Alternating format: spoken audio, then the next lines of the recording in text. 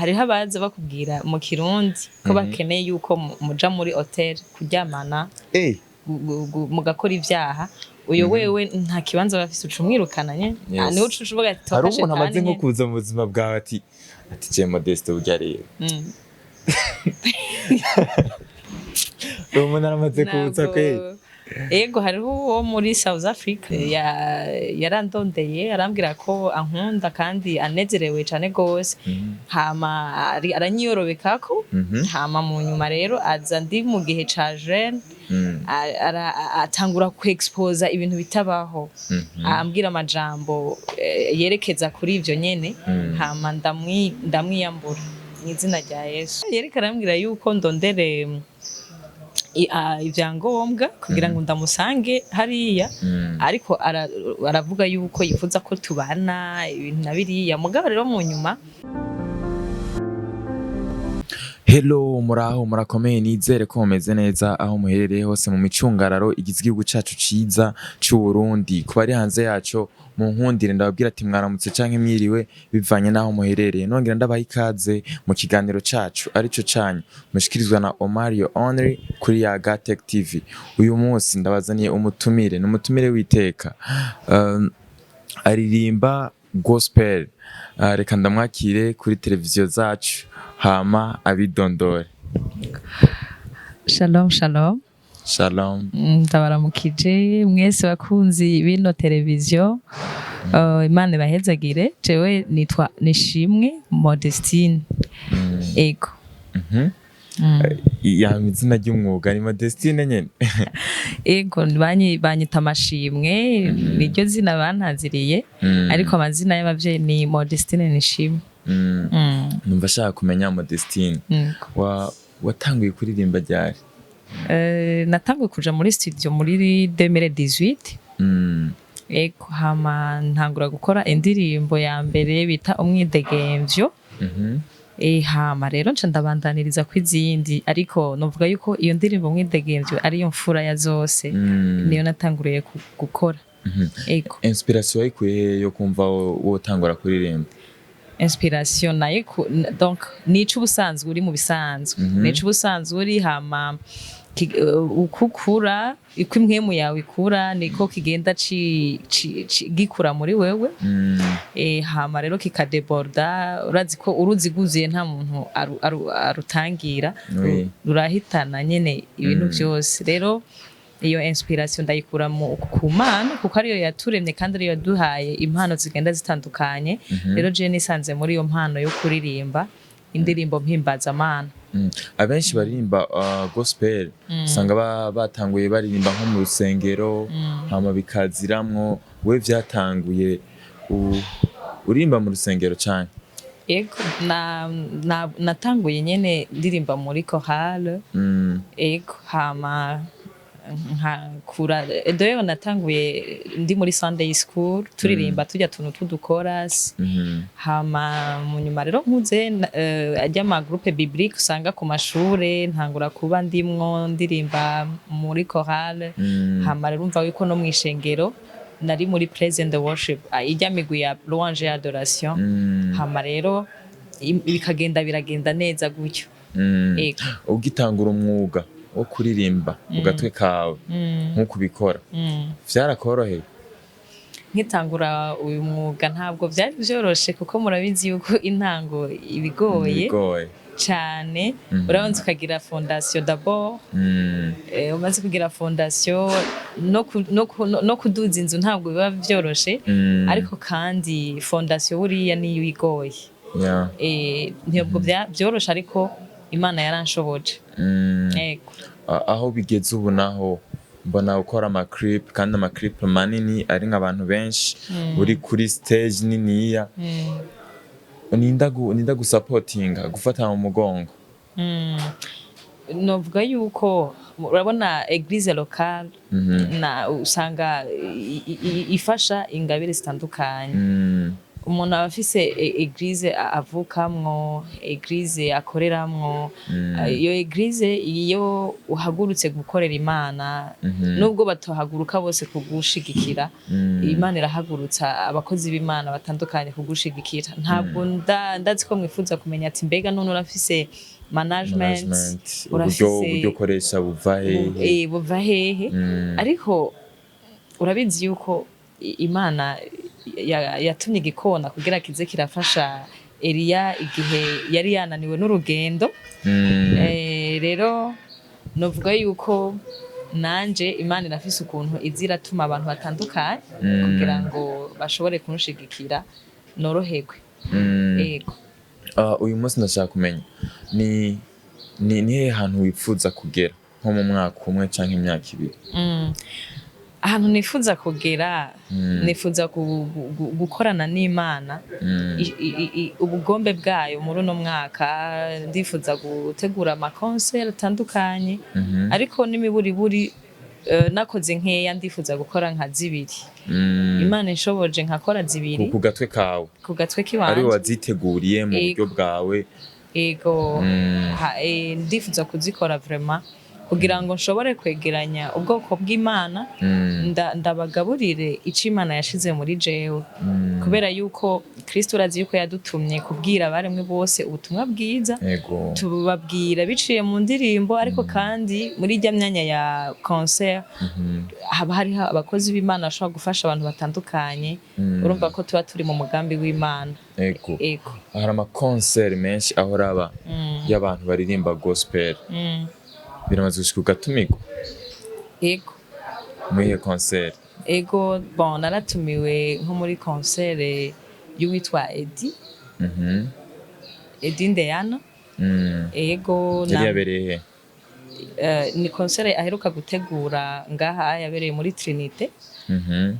Naratumiwe no muri concert, donc sanzwe ndi muri Together as One.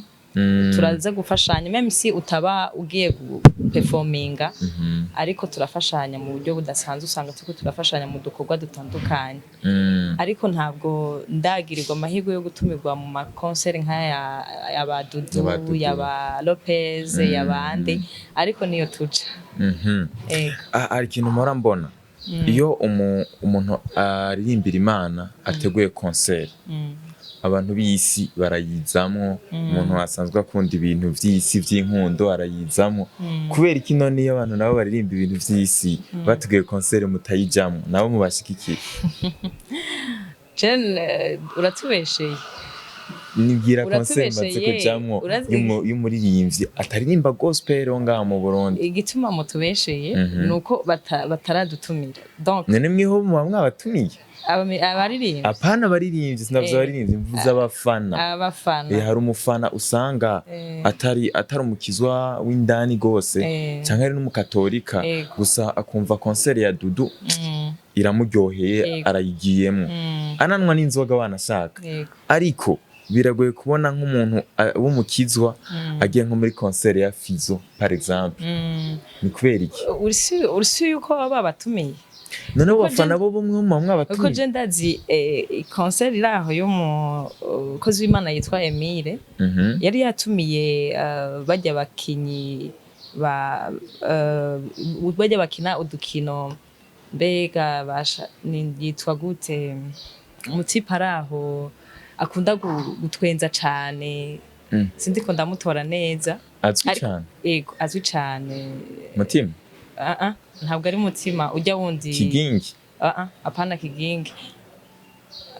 Hariho uyundi aranjanye izina ariko ndaza kumwibuka. Arakunda kuvuga atwenza cane gose.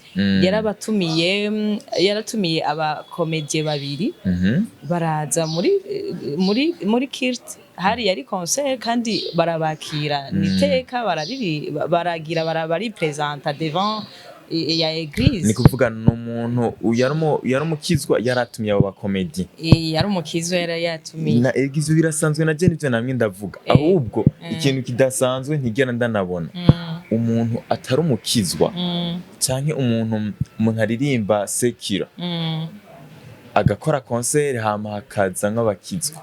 Murakoze cyane. Igituma twebwe tudakunze guhurumbira kuja hajya ahantu hari ibiteramo by'abisi dufate nk'ubu uya Diamond aheruka ino mu Burundi hama jewe ndi umukozi w'Imana Kristo yantumye kujana umuco mu banyamahanga abanyamahanga ndiko ndavuga ntabwo ari bariya baba muri Congo canke muri Tanzania n'abataramenya Imana bataramenya umuco wa Kristo umuco w'ijambo ry'Imana rero jena Kristo yamurikiye nkamenya umuco w'Imana nkaca ngenda hari ahantu atanubwo ngiye kuri stage kubaho uwo muco nyene nkaba ngiye kugira ngo Diamond abari wangaburira kwagutahura kwiwe kutari muri Kristo Yesu numva menga nabandi kundatakaza cyane ariko Imana nayivuga ati twegere bajya abansi bacu canke bajya abantu bakora ibitajanye kumbure tubahindure ntumva ko wojayo ukabanza ukaba kumwe nabo hama mukaba n'abagenzi nabo and then wewe ukabahindura murakoze cyane ico gihe naho igihe nobikora ni gihe nashitse kuri standard ya Diamond hama akagera bijya biteramo bikomakomeye ategura nanje nkaba nabishitseko hama ico gihe hakagera igihe ndonka access yo kumwegera tukaba twoyaga nawe erega si kuvuga ngo target yawe yoba ari Diamond target yawe ubwo nibajye abantu baje gukurikira Diamond ni kuvuga ushobora kuza muri concert hama abantu baje muri concert wewe mukaba bagenzi nabo hama mukabakatishiriza muri Yesu muri yo way nobikora muri yo way nobikora mugabo igihe mvuze ngo ngiye kumviriza ivya Diamond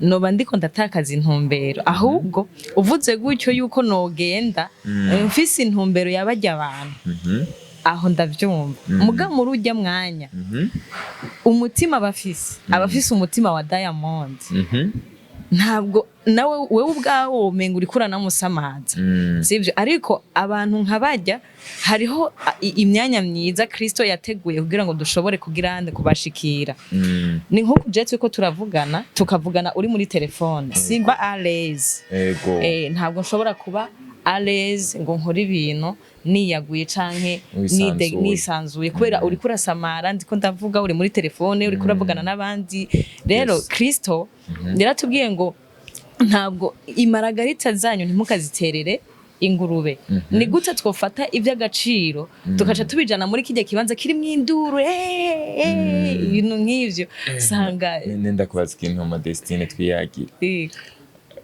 atari banga kandi utanabeshe mu telefone yawe nta ndirimbo irimwo atari yo guhimbaza Imana tora telefone yawe y'urukundo nk'uduslow two kuruhuka iyo nta irimo tora telefone yiwanje uchecking urabe oya singo mwa checking uko genda kwizeye nta slow wigira wumviriza harimo gospel ndakubwira igituma ntavyumviriza iyo slow jewe nk'umukunzi wanje arashobora kundirimbira indirimbo y'urukundo mugabe iyo ndirimbo uwo musheri wanje ni novuga yuko d'abord ari mu Mana inspiration ayo majambo y'urukundo andirimbira ni yandi nyene iyo mwijambo ry'Imana nkabavuze ati chérie ndagukunda Imana yarakumpaye none kwe kutibaza yuko n'uyundi muririmbyi runaka yoba yaririmbye ayo majambo y'urukundo naho nyine inspiration yavanye mu Mana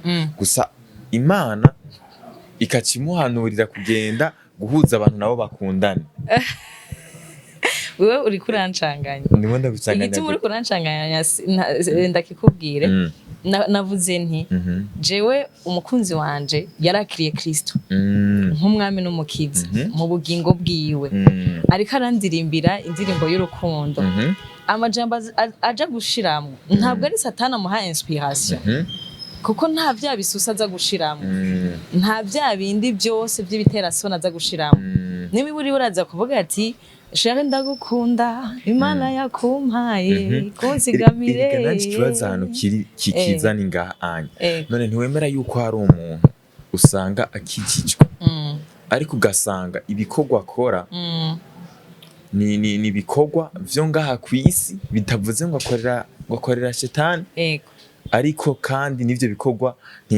si ivy'Imana. Ati gute? Urabona nk'ubu onya nk'umuntu usanga acuruza nko mw'isoko akava gusenga hama akaja mu soko agacuruza, uwo muntu ibikorwa bari mwarakora si ivy'Imana ariko nibihesha agaciro Imana. None sico kimwe n'umuntu yo kwandika indirimbo z'urukundo ugasanga uwo muntu arasenga ariko indirimbo aririmba si ivy'Imana ariko zituma abantu bakundana kandi abantu iyo bakundanye bihesha icubahiro Imana. Journaliste ndagusabe umpa akanya nshobore gusigura ico kintu. Ego. Suppose yuko jewe mvuka kwa Minani. Uwo Minani rero asanzwe atekereza asanzwe afise urukundo rwo gufasha abantu batandukanye. Akora ibikorwa vyiza byose bishoboka kugira ngo abantu bamererwe neza. Hanyuma ujya nawe avuka kwa Claver. Ariko kwa Claver basanzwe nyene bafise ukuntu bakara kubwa kameremere kanaka, ariko baramenye neza yuko nta ushika kwa data Kristo atamujanye kandi adaciye mu nzira Kristo amweretse. Hama ikindi naco atakiriye Kristo nk'umwami n'umukiza mu bugingo bwiwe.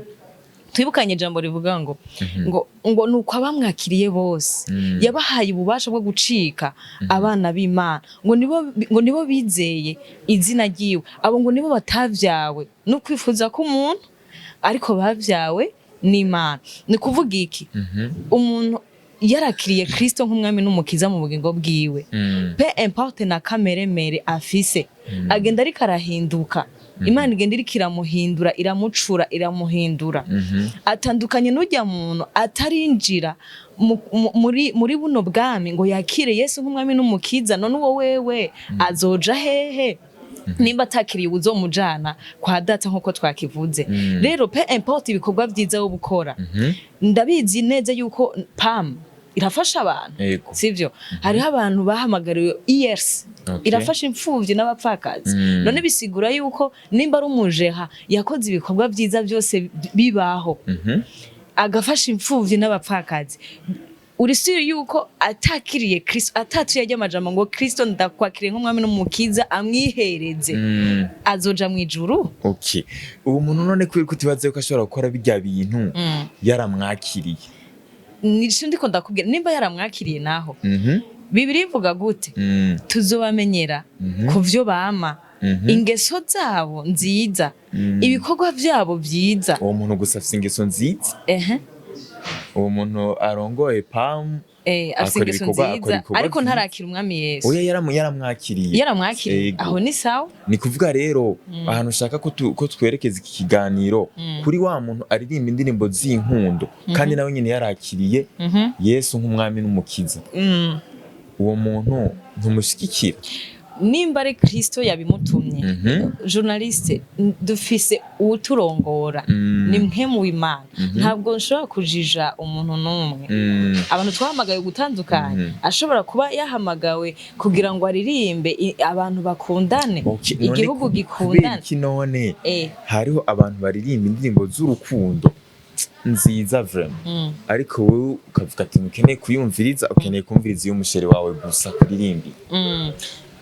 Journaliste uramundangira umuntu yakiriye Kristo nk'umwami n'umukiza, umukozi w'Imana wowe uzi azwi, yoba yaririmbye indirimbo z'urukundo uca umumbwira? Je ntawe ndabona. Kubera iki none arinda kumenyekana? None kurega kumenya Imana si ibintu bija en public ngo bimenywe n'abantu bari bo bose. Kumenya Imana ni wewe mu mutima wawe. Kubera iki notibaza ko umuntu nawe yoba amaze kuhaba muri baje abantu barimvye ziya ndirimbo z'inkundo? Nukuri je nibaza ko mutariko murantahura neza. S'il vous plaît, inspiration ari mwe mu yera yayiguhaye. Nakubwiye yuko biravana n'ivyo uririmba. Urukundo uri kuraririmba ugwerekeza ku gukundana hagati y'umuntu n'uyundi.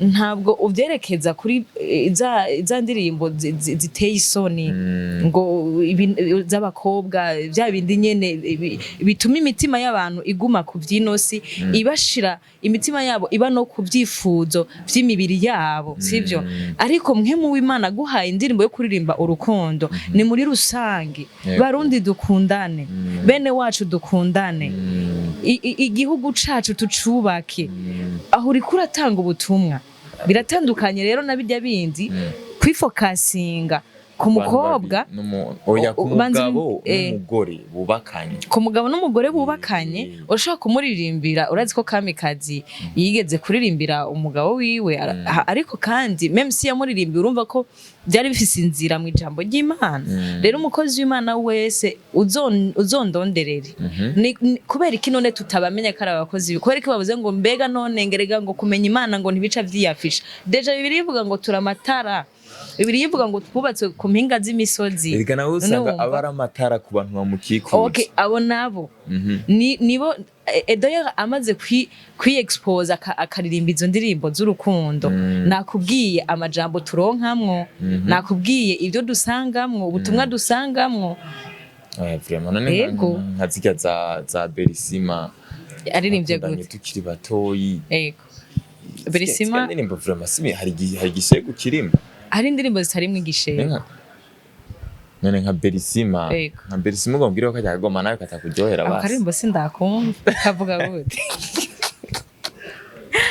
nanyu murakabye none ndakubaza mwebwe mukeneye abantu bose baririmbe gospel umviriza journalist nakubwiye sinkene ko abantu bose none gospel c'est quoi gospel n'ubutumwa bwiza ubwo butumwa bwiza nimba ari Imana gutumye kubuvuga kuburirimba buririmbe burafise abantu bafitiye ikimazi ego mugani wihagurutse kuko wihagurukije ucuririmba amakosa ucuririmba ibitari byo nivyo nakubwiye bisaga Imana ikuvugiremwo iguhumekeremo ikugira kwinspire ikikeneye kubwira abantu rero nico ndiko ndakubwira kuririmba twese turaririmba umugabo uri kuririmba ivy'Imana gutumye uri kuririmba ivy'Imana guhaye ntabwo ari amarangamutima yawe ati nanje ifoke mbu umustar quand même ifoke ndondera amajambo atesa kugira ngo abajeune babikunde bambonye muri quartier bashobora kuvuga ati wow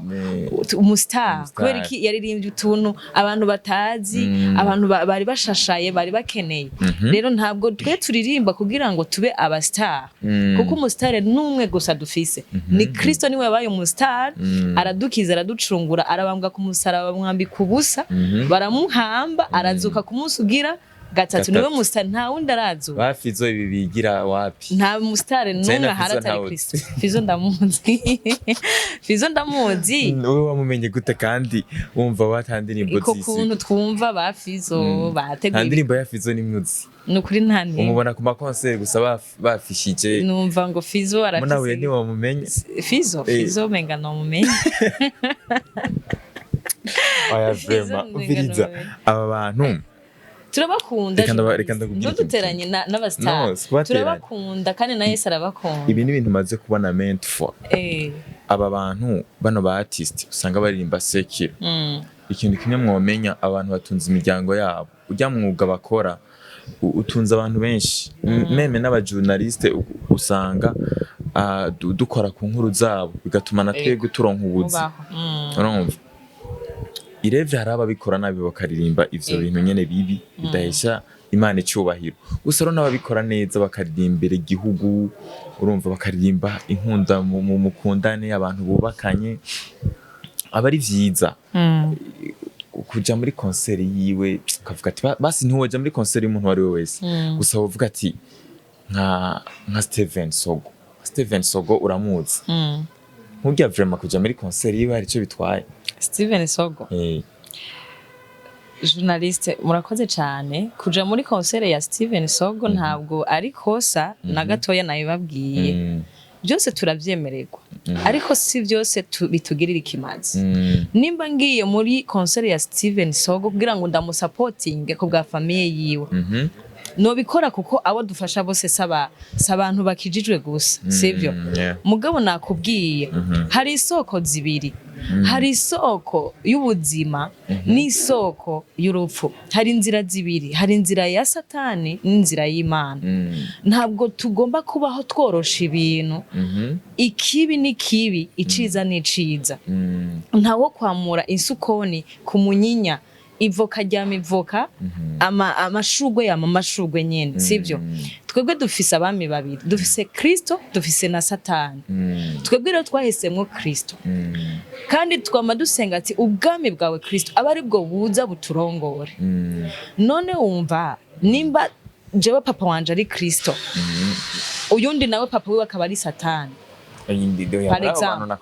n'akarorero ndaguhaye ntabwo mvuze ko ari abana ba Satani no oya ntibanyumve nabi n'akarorero ndiko ndatanga kandi ntituze turorosha ibintu kuri tukuvuga uko kuri nimba ntari mu muryango wa Kristo Yesu yavuze ngo udasukiranya nanje arasanzaza nimba bafizo basukiranya na Kristo Imana ishimwe tuzohurira mu ijuru ntabwo tuzi imitima yabo ariko muswere yavuze ngo roho yako temwa sivyo nimba basukiranya na Kristo tuzohurira mu ijuru nimba badasukiranya na Kristo naho ndabahamagarira gusukiranya na Kristo mu ngabire zabo bafise kugira ngo Kristo abari abarongora kuvyo bakwiye gukora hama hari ikintu wavuze ngo kugaburira umuryango Bibiri ivuga ngo ibiri mwisi byose nibiyuzuye ni vya data ni data abiduha mbega bisigura yuko tugiye mu nzira ya Kristo twoca dukena bisigura yuko tugiye mu nzira y'Imana tutoronka ivyo tugaburira imiryango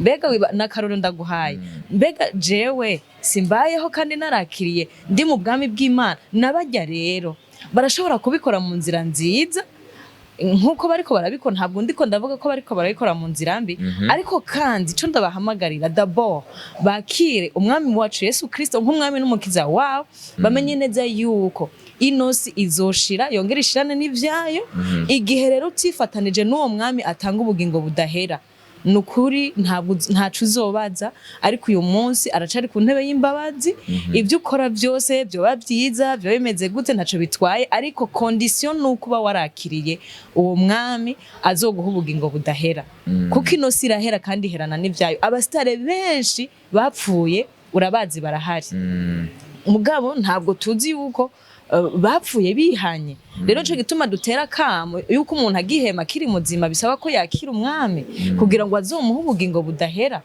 none azopresent imbere y'Imana ngo naratunze umuryango neza ibyo ni sawa nabandi baratunze gose baratunga imiryango yabo neza cane gose mugabo baratashe sivyo merci reka ico kintu reka iyo point yahagarikiraho onye reka dutandukiriye nayo muri iyi minsi mu mudiho wa sekira turabona abaririmbyi benshi usanga barigeze gukizwa bakiri abana batanguye baririmba ama gospel gusa bamaze gukura bakaca biririmbira sekira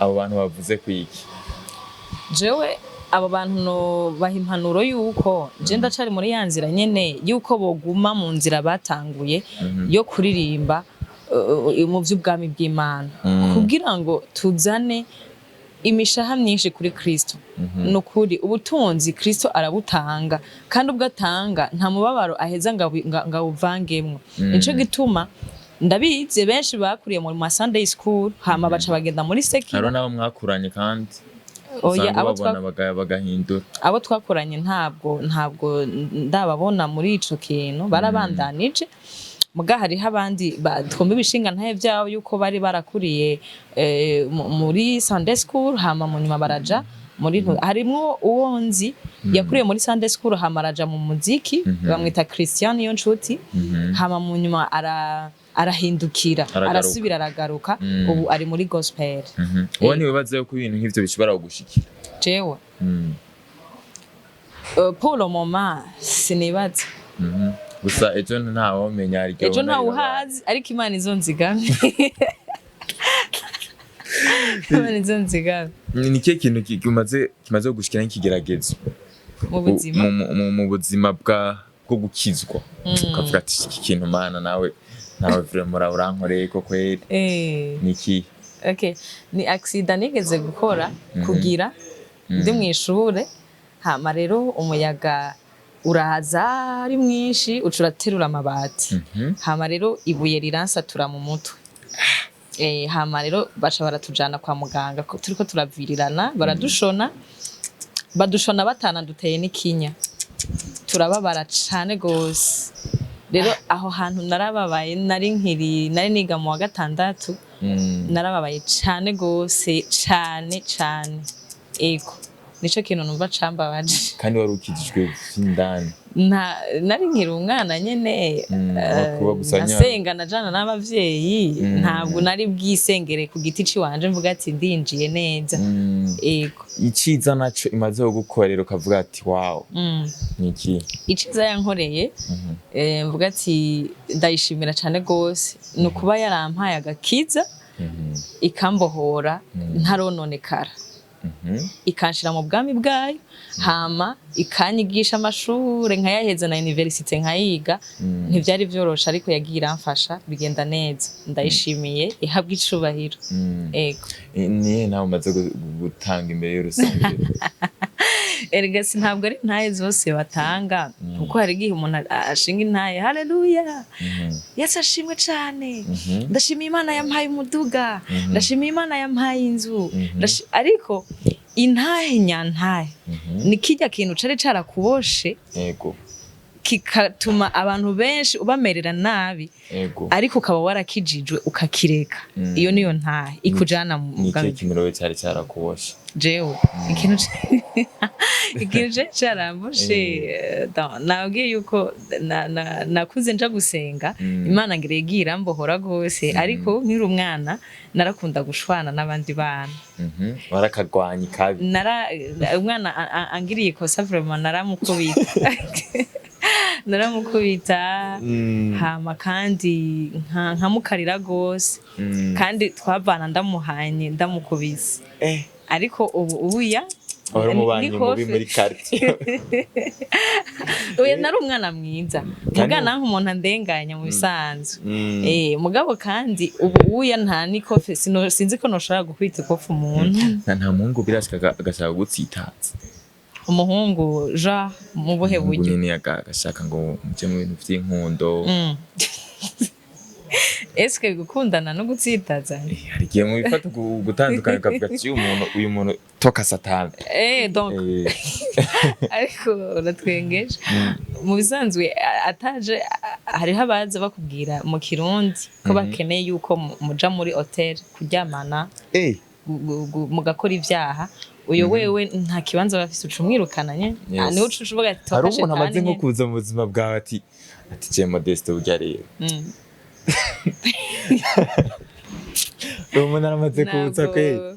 Ego, hariho uwo muri South Africa, nuko yari kure, yarandondeye arambwira ko ankunda kandi anezerewe cane gose, hama aranyiyorobekako, hama mu nyuma rero aza ndi mu gihe ca jeune, atangura kuexposa ibintu bitabaho, ambwira amajambo yerekeza kuri ivyo nyene, hama ndamwiyambura mw'izina rya Yesu. Acha kugira ngo yafashe hotel ngo mujane. Oya, yereka arambwira yuko ndondere ivyangombwa kugira ngo ndamusange hariya, ariko aravuga yuko yifuza ko tubana ibintu na biriya. Mugabo rero mu nyuma, kubera ko abantu dusenga, hari ukuntu Imana izira duhishurira ibintu, Imana icirampishurira uwo muntu uwo ari we, kubera yaciye avumbukana amajambo ntarinda muziko, atangura kuvumbukana ibintu ntarinda muziko, ca ndamusezerera.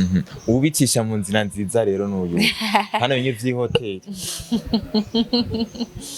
Ubicisha mu nzira n'imiburiburi basi nujya kubwira ati nukuri jewe ndafise vision yo kugira mariage, ndashaka umuntu ushira mu nzu, none uri tayari? Hama ugo rugendo rwanyu. Ni kuvuga umuhungu aje atavuga ati je fise vision yo kugira mariage nawe.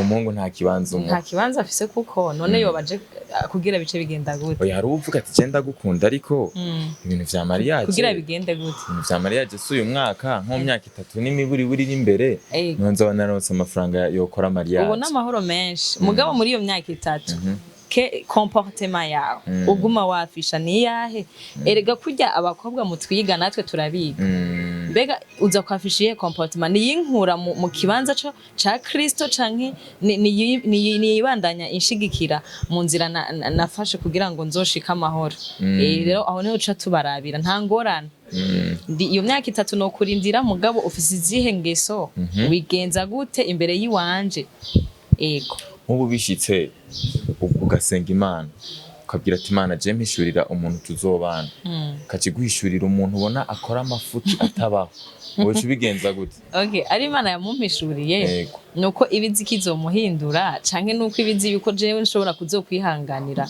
uwo muntu gushika igihe Imana izomuhindura kuko Imana ntabwo ishaka ko umuntu tutazojana mu ijuru n'imiburi yompa umuntu izi neza yuko yanshizemo capacité yimhemu kugira ngo gushobora kuzomuhindura ntamushoboye Imana ntiyo muntega none uwo muntu urumva yuko mwohuza kuburyo usanga n'umuntu anywa inzoga kazarata yaborewe zwe nto bisiporta cyangwa uvuga ati Imana zera umuhindurire vraiment oya ari Imana yamuguhaye iraguha ubwenge iraguha ubwenge bw'ukuntu bijera ego Modestine ikiganiro cyacu tukirangirize ngaha mwakoze kuduha akanya kanya murakoze cyane gose sezera abakunzi bawe ego abakunzi bacu abakunzi ba Modestine nishimwe abakunzi b'indirimbo ziwe amashimwe gushima ozana Christmas umwidegemvyo ndabasezeye ndabifuriza umugisha w'Imana kandi ndababwira yuko ndabakunda ariko ico ndabifurije cambere kiryoshe nuko tuzohurira Isiyoni tukamusanganira wa mwami twariko turavuga I love you so much